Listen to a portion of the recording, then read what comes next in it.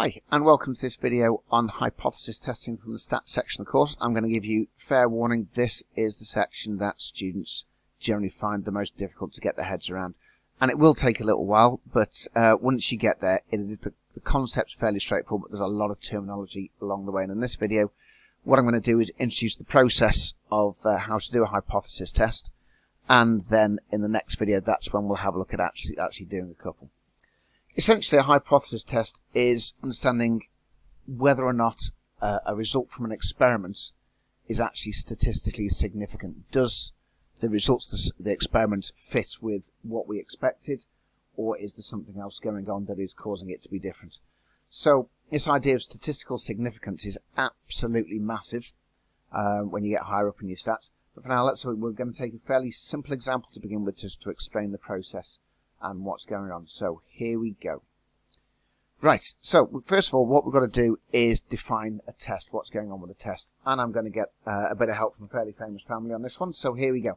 Hypothesis, you're going to make a statement, and that's the same as a hypothesis in science or any other subject, where you just make a statement about a population parameter, which means about a statistic. There we go, here's our famous family. I'm using the Simpsons.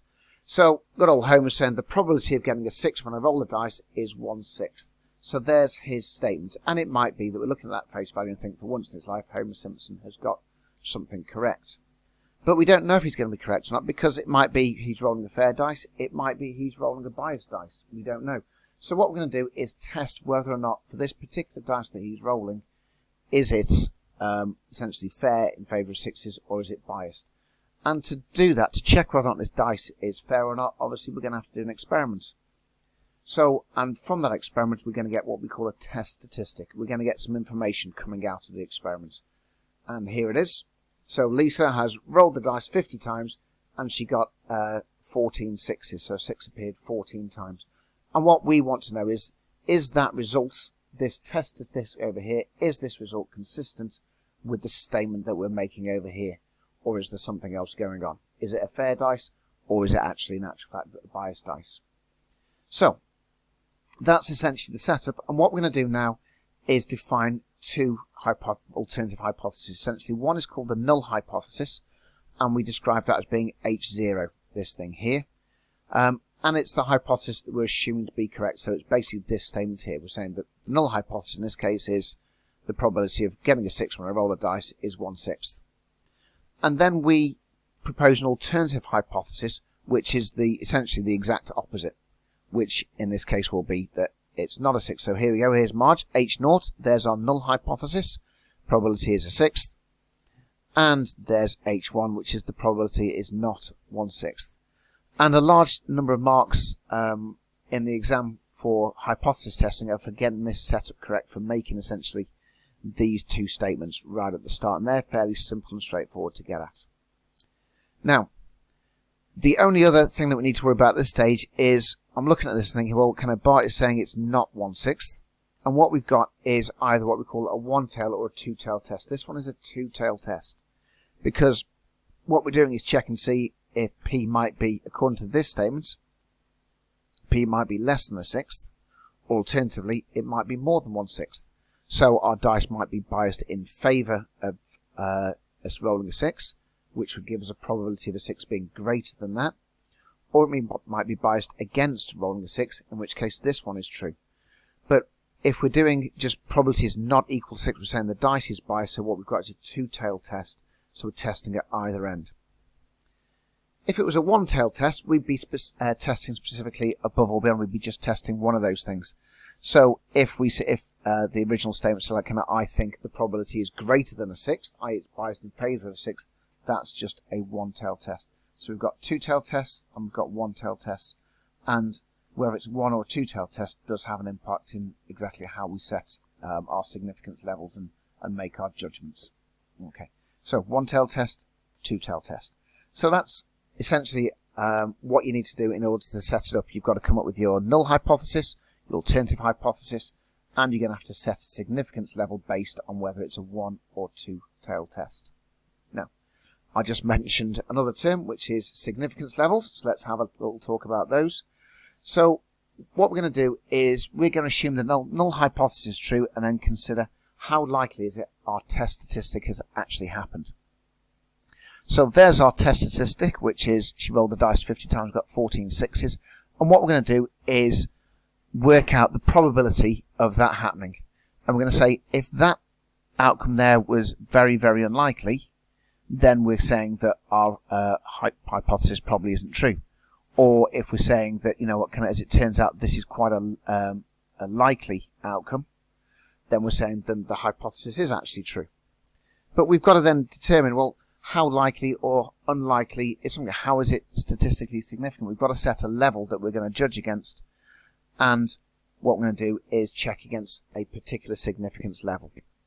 Now, significance levels normally you'll be told exactly what level to check against, and it'll be normally one of a 1% level, a 5% level, or a 10% level. And the lower the level, the harder your evidence needs to be.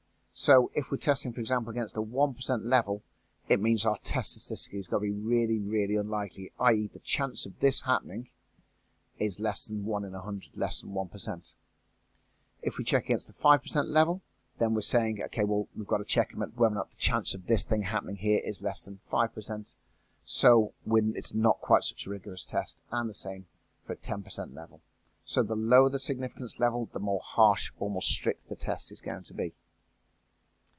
And so what we're going to do is either accept or reject H0, and that's what I'm saying about the lower the significance level, the stronger evidence needs to be able to say, in actual fact, no, our original hypothesis is not true. So what we've got is therefore something called an acceptable region, which is saying, well, if this is more likely to happen than our significance level, then we're in what's called the acceptable region, and we're going to keep H0. We're going to say, yeah, well, what we think is true is actually the case. But if it's less than that, if this was really unlikely, and let's say we're doing it at 5% level and the probability of this happening was less than 5%, then what we're now is in something called the critical region. And so we'd say, well, it's very unlikely that happened if probability was 1/6. So what we're doing is rejecting that and saying the probability of getting a 6 is not 1/6. So we're rejecting our original hypothesis and accepting the alternative hypothesis. Okay. Now, I understand that's a lot of terminology, a lot of chatter, and a lot of words we now have on the screen. So what we'll do is have a look at an example. We'll use this example, and we'll see what's going on. And what we're going to do is look at this experiment, but I'm going to change it slightly because originally we set it up as a two-tailed test. What I'm going to do is change Homer's statement to make it a one-tailed test. So his statement is now I've changed it to say, well, I think his dice is biased towards 6s. So the null hypothesis is it's not biased. So H0 is 1/6. So our alternative hypothesis, which is what Holmes come up with, saying it is biased towards 6s, and what we're saying that means is H1 is the probability of getting a 6 is greater than 1/6. It's a one-tailed test, and what we're going to do is check this against the 5% level. So now what we're going to do is take our test statistic, here it is, which is the same test statistic I've been talking about from the previous slides, and we're going to say how likely is it that this is going to occur. And what she did is she rolled 14 6s, and so we want to know the probability that the result is at least extreme as this. So we need the probability of rolling 14 or more 6s. So that's what we're going to test. And what we're doing is testing this against the binomial. Next year we'll look at other probability distributions, we'll look at other hypothesis tests against those, but in year 1 stats course we're looking at just hypothesis testing against the binomial. So we've got a binomial setup because we've got 50 trials, we've got a fixed probability of success, and we've got success and failure 1/6, 5/6. And the thing we want to calculate is the probability that x is equal to or greater than 14. And to do that, we're going to need the probability of 1 minus x equal less than 13, for reasons that we talked about in the previous slide.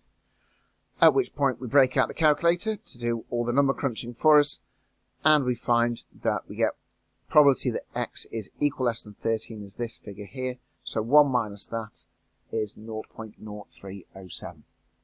Right, now we've got a figure that we can check against. What we're saying is the probability that this has happened, the probability she's got 14 or more 6s, is actually 0.03. So if the probability of the dice we'll get the 6 was 1/6, and this outcome happens, the probability that happened is essentially 3%, which we're saying is really, really unlikely. So therefore, when we check it against the 5% level, we can say that the probability of this happening is less than 5%, it's 3%, so it's in the critical region, which means it's really unlikely to have happened if this thing here, if this statement was true. So what that means is we're going to reject that statement there because the result we got was really, really unlikely, and so what we're going to do is reject H0 and accept H1.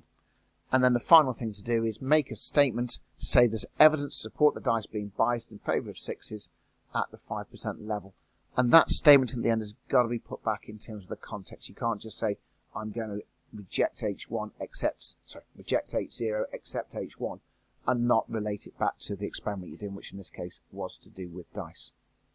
So there we go. Essentially a hypothesis test. What we're doing is judging whether we get from our test statistic how likely it is, and we're comparing against a kind of predetermined level, generally 1%, 5%, or 10%. Okay, so now let's just have a little bit of a look at what's going on with significance levels in a little bit more detail. So, what we've got is essentially a bar chart showing the likelihood of each outcome, i.e. the number of 6s that we're going to get from each roll of the dice.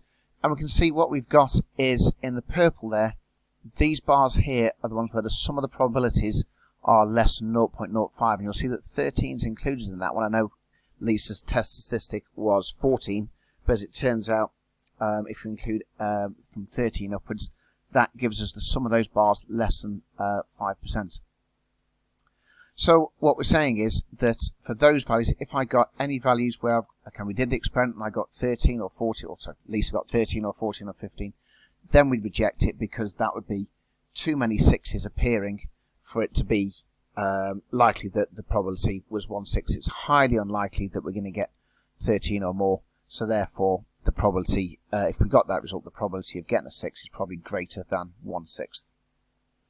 Now, if we go back to his statement and say, okay, well, I think that my dice is biased against 6s, what we're saying is then, if it was biased against 6s, the probability of getting a 6 would be less than 1/6. And so what you'd expect is a fewer number of 6s. And so what we're saying there is, well, our null hypothesis is the probability is 1/6. An alternative hypothesis, the probability of getting a 6 is actually less than 1/6. And again, if we start looking at the sums of the probabilities, what we find is that these bars down here are the ones where we've got a sum less than 0.05. So again, here is our probability to say, well, if we did the experiment and we got 3 or fewer 6s, then we could say, yeah, the chances of rolling a 6 is actually going to be less than 1/6.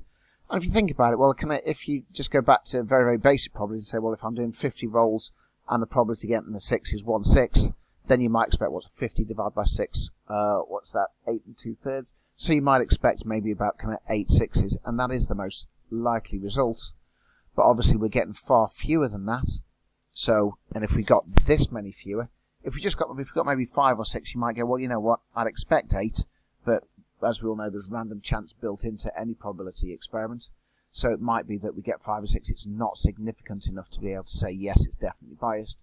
Whereas if we got as few as 3 or maybe 2 or 1, then we can say, yes, something's going on. That dice is definitely biased against 6s. So that's what's going on. And then the last alternative to that is how we just say, rather than saying it's biased in favour of 6 or favour against, just saying, I think the dice is biased. In which case, it might be it's biased towards a 6, i.e. the probability is greater than 1/6, or it may be biased against, so it's less than 1/6. So what we've got again is our null hypothesis still remains the same, but this takes us back to Bart's original statement from earlier on, which says, well, the probability is not 1/6, but we don't know if it's above or below. We don't know which end we're looking at, so what we've got to do is essentially check both ends, so this is why it's called a two-tailed test. And for our two-tailed test, what we're going to do is take our significance level, which is 5%, and because we're looking at both ends, we've got to chop that in half, so we're looking at 2.5% at each end. So we've got purple bars now at both ends, and we've got to make sure that our total cumulative of these purple bits is less than 5%. So essentially, we're thinking of it as almost two separate tests. So we've got H0, probability is 6, and then we've got essentially almost like two H1s. The first one says probability is less than the 6th, and the second one is saying the probability is greater than 1/6. If we start having a look at these probabilities, we're going to look at values that's going to be less than 2.5%. And so we've got the probability that x is equal to or less than 3. Fulfills that criteria. That's 2.38%. And the probability that x is less than 4 is 0.64. So that one's outside the region. So at the lower end, that's our critical region there. And at the upper end, we've got probability x is greater than 14 is 0.307%. X is greater than 15, 0.0138. Now, bit of an issue because on my diagram you see I've got my purple bar coloured in here, and technically that shouldn't be. But these PowerPoints take a hell of a long time to write, and I just didn't have the strength to get back and change it. I do apologise. But essentially, kind of imagine that one there should be blue. So, because what we're looking at is x is greater than 14 isn't less than 2.5%. The 2.5% starts from 15 upwards, because that's the region that's less than 2.5%. This one is not within our 2.5%. So please just assume that that bar there is blue. So what that tells us is our critical regions for this test at the 5% level would be x equal less than 3 or x equal greater than 15. Okay, so that's what's going on with the whole significance test bit, and I appreciate that there's a lot to take in there, and I'm very conscious that I'll probably massively overtalk that one. So we're going to stop now, give brain a chance to cool off, and then the next video is when we'll actually look at doing some of these tests in practical context and see if we can figure out what's going on.